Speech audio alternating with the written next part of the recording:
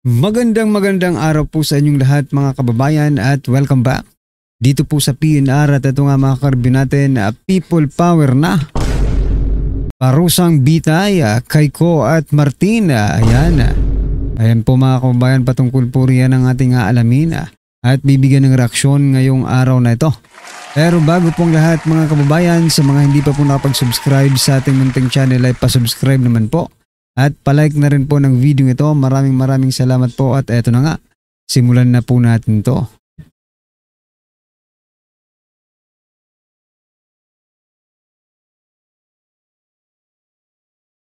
So yan mga kababayan, bago po natin muling i-play ang video ito, pasadahan po muna natin ang mga nagte-trending na mga balita dito po sa mundo ng social media at eto na nga. Lights, camera, action. Ayan o. President Bongbong Marcos Jr. Nako po. Kung dati po ay naging inspektor, naging teacher, ano pa ba? Naging engineer. Ngayon naman po ay naging karpentero ang ating presidente at hindi lang po karpentero mga kababayan, kundi naging ano bang tawag dito? Tindero ng 20 pesos na kilo ng bigas. Ayan na. Yan po si President Bongbong Marcos Jr. yung working president natin. Literally, working president mga kababayan sapagkat tingnan nyo naman. Sino bang hindi makakapagsabi na ito ay hindi working president? Minsan ay teacher, minsan ay inspektor, minsan ay engineer. Ngayon naman po ay karpentero at tendero. Ayan, yan nga pong kinakainit ng ulo ng ating mga kababayan.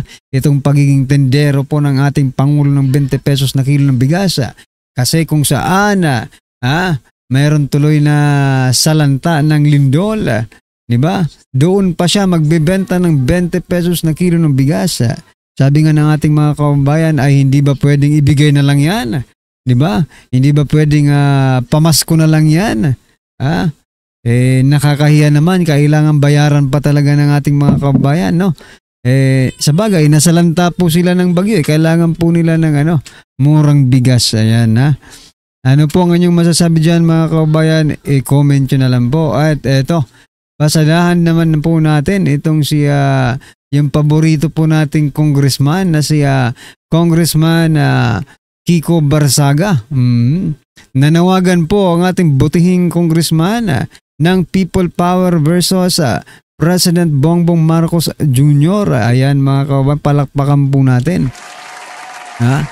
Kayong mga veterans na mga congressman, na mga representative, pabalik-balik na lang sa House of Representatives. Wala kayo sa katiting nitong neophytes na congressman na si Congressman Kiko Barsaga. May paninindigan at tapang at lakas ng loob para labanan ang hindi mga magandang nangyayari sa ating bansa. Pero kayong mga veterano, nakatingin lang. Minsan yung iba involved pa. Diba? Bukod sa nakatingin lang, yung iba involved pa. Yung iba naman nagmamaang-maangan na hindi nila alam ang mga nangyayari sa ating bansa. Yung iba nagpapagamit, mga mukhang pera kasi. Diba? Nanawagan ng People Power si Dasmariñas Representative Francisco Barsaga laban kay Pangulong Ferdinand Marcos Jr. Dahil hindi na umano ang bayan, kundi ang kanyang pamilya at kaalyado ang kanyang pinagsisilbihan. Patunay nga. Ano ang iyong patunay pruweba? Teka lang, bebelta tayo mga kaubayan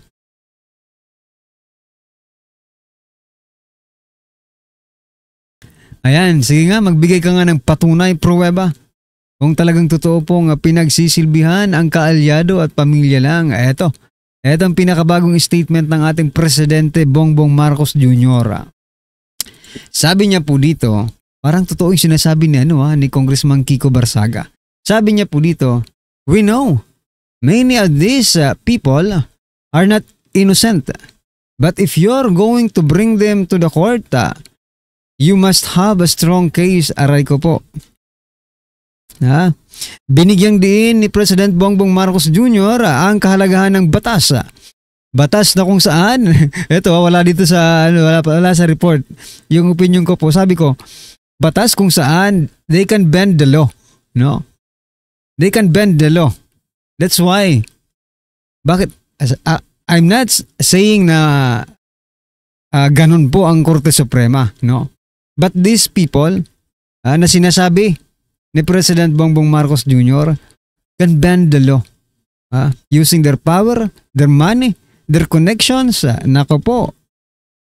Ito, ulitin po natin yung balita mula po sa News 5. Binigyan din ni President Bongbong Marcos Jr. ang kahalagahan ng batas, mga ebidensya at due process sa pagpapanagot ng mga tiwaling opisyal na sangkot sa maanumalyang flood control projects. Sa teaser ng kanyang pinakabagong podcast na inilabas ngayong linggo, October 5 po mga kababayan, iginit ng Pangulo na kung mahina at malabo ang mga ebidensya, mauuwi lamang ito sa pagkatalo ng kaso. Not much, sabi niya dito, not much worse outcome. We have to follow the law. Otherwise, whatever we do is not legitimate. Ayon sa Pangulo. Ayan, ngayon legitimate ang gusto nyo. Aray ko po. Nung dinakip ninyo si former President Duterte, can you call it legitimate? Ay, nako po. Ito siguro yung masasabi ko na maaaring pagbasihan ni Representative Kiko Barsaga doon po sa kanyang statement na people power. At dahil nga the allegiance of the President is not to the people but to his family and allies, no? Ito na yun. Baka anong malay natin itong sinasabi niyang these people, itong mga inosenteng tinatawag niya, ay mga kaalyado niya pala. Hindi ba? Ano po ang inyong masasabi dyan mga kababayan? I-comment nyo na lang. At ito, last po natin pag-uusapan bago po natin i-play yung video. Nako, hindi ko na sana i-share ito mga kababayan kasi pero ito, i-share ko na rin para malaman po ng lahat. Ayan o. Ilang kongresista kontra sa isinusulong na parusang bitay para sa mga kurakot sa gobyerno. Ayan. Syempre.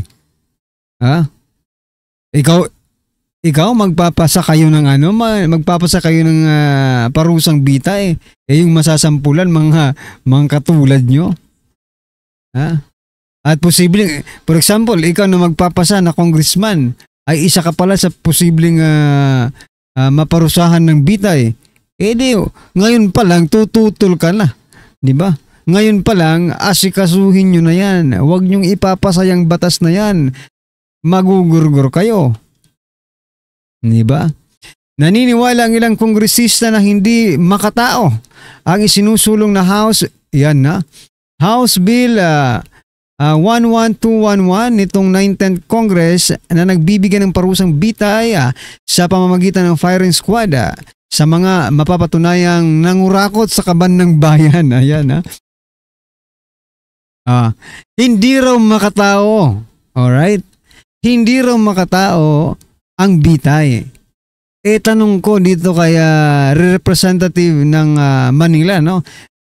Manila City 3rd District Representative Joel Chua, tanong ko po sa inyo. Makatao din po ba ang ginagawa na pangungurakot ng mga politiko?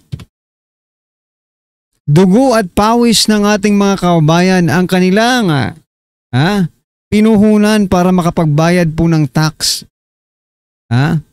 Para magamit ng gobyerno. Tapos kukurakutin lang, nanakawin lang. Tapos sasabihin yung hindi makatao ang parusang bitay. Di ba? Eto na lang for example lang Joel Chua. Representative Joel Chua. Kung ang ari-arian mo ay ninakaw sa harapan mo, di ba? Wala ka bang gagawin? Titingnan mo lang ba yun? You have the chance, no? Para gurgurin yung taong nagnanakaw ng ari-arian mo. Sabihin na nating self-defense with self-defense yun. Titingnan mo lang ba sa harapan mo na ninanakaw ng ari-arian mo? Ganun po ang example niyan, sinasabi niyong makatao. Aba, kayo pong mga taga Manila. Yan sa 3rd District, mga kabayan, puntahan nyo na si Joel Chua. Kunin nyo na po yung kanyang mga ari-arian dahil okay lang daw sa kanya. Makatao ang pagnanakaw. Ang bitay ay hindi po makatao. Ha? Anyway, ano po ang inyong masasabi dyan mga kabayan? I-comment nyo na lang at eto na. Pasadahan na po natin ang video ito at bigyan po natin ng reaksyon. Eto na po.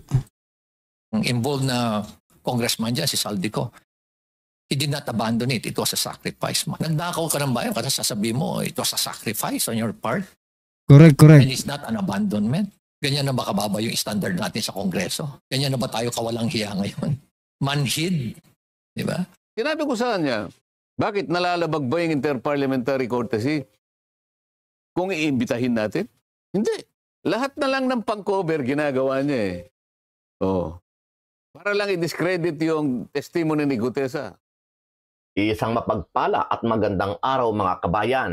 Matapos batikusin ng netizen at ng ilang senador itong si Senator Ping Lacson kaugnay sa hindi niya pag-imbita kay former Ako Bicol Party List Representative Saldico, sa wakas biglang kambyo ang senador at tila nagbago na ang desisyon.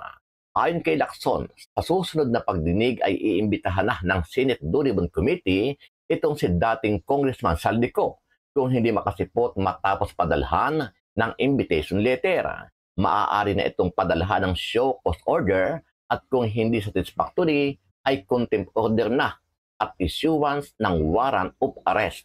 Sa susunod na pagdinig, kung magkakaroon kami ng pagdinig, papadala na namin siya ng invitation letter doon sa kanyang address. Now, alam naman natin nasa abroad siya, so hindi yung sisipot. Pag hindi siya dumating, papadala namin ng subpoena at pag hindi sumipot, may show cause order. Pag hindi satisfactory ang kanyang show cause order, ipapakontempt namin siya at pa-issue namin siya ng warrant of arrest. Pwedeng merong mga panibagong mga issues at kompleto yon. Tatawag lang ng pagdinig and rest assured, pa-issuean ko na ng invitation si ex-congressman Saldico. Kaya wala tayong pigtatakban dito.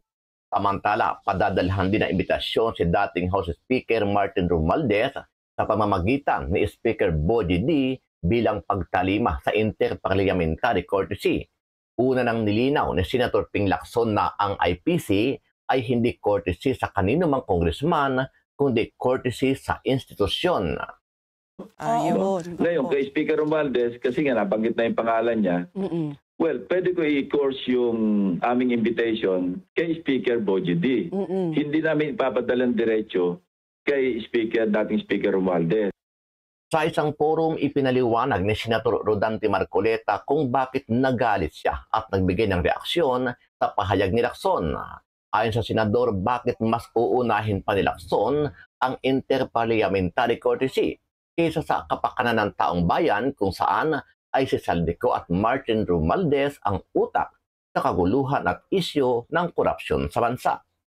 Ano ba importante sa iyo? Ano ang mas importante sa iyo? Yung makapagbigay ka ng kaukulang paggalang sa tao o yung accountability na hinihingi ng mamamayang Pilipino sapagkat siya tinuturo na pinagmulan lahat ng kawalang hiyaan na ito. Kukuberan mo siya ng interparliamentary courtesy. Sinabi ko sa kanya, bakit nalalabag ba yung interparliamentary courtesy kung iimbitahin natin? Hindi. Samantala, matapang at lantarang pinangalanan ni Baguio City Mayor Benjamin Magalong itong si Congressman Saldico na utak sa maanumalyang flood control project. Ayon kay Magalong, masyado ng manhid ang mga pinuno sa ating bansa, partikular ang mga congressman na gaya ni Saldico. Ang involved na congressman dyan, si Saldico, he did not abandon it. It was a sacrifice. Nagdakaw ka ng bayan kasi sasabihin mo, it was a sacrifice on your part. And it's not an abandonment. Ganyan na ba kababa yung standard natin sa Kongreso? Ganyan na ba tayo kawalang hiya ngayon? Manhid, di ba?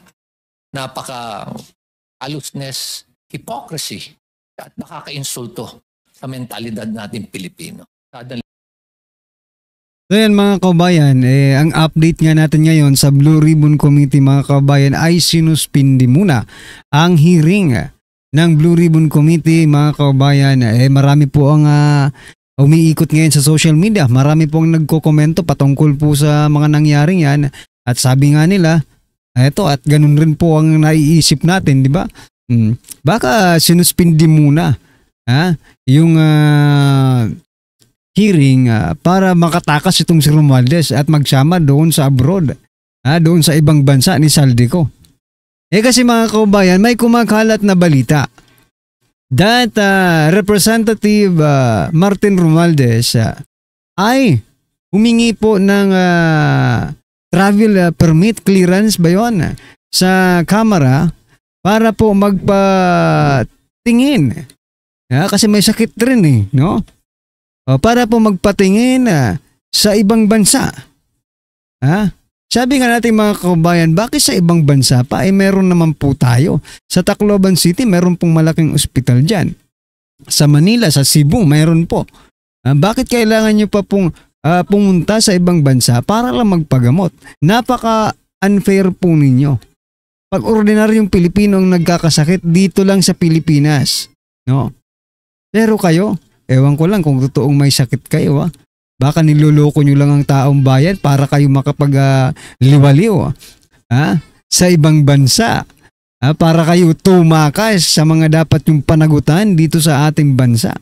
Anyway, ano po ang inyong masasabi dyan mga kabayan? I-comment nyo na lang po. Ayan, maraming salamat po. Please don't forget to like the video. Maraming salamat po.